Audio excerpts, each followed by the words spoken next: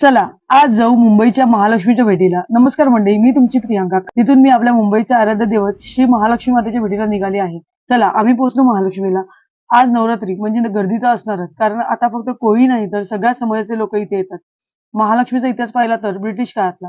मुंबईचा British governor John हबी याने मुंबई आणि वरी ही दोन बेटं समुद्रात भरणी करून बांधून काढायचा चंग बांधला होता.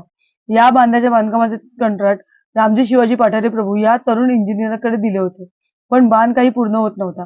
खूप अडथळे येत होते. तेव्हा महालक्ष्मी मातेने रामजी शिवाजींच्या स्वप्नात दृष्टांत दिला की मी आणि माझ्या दोन बहिणी इथे समुद्रात आहोत. आम्हाला वर काढ आणि आमचं स्थान दे. मग बघ तुझं काम कसं होईल ते.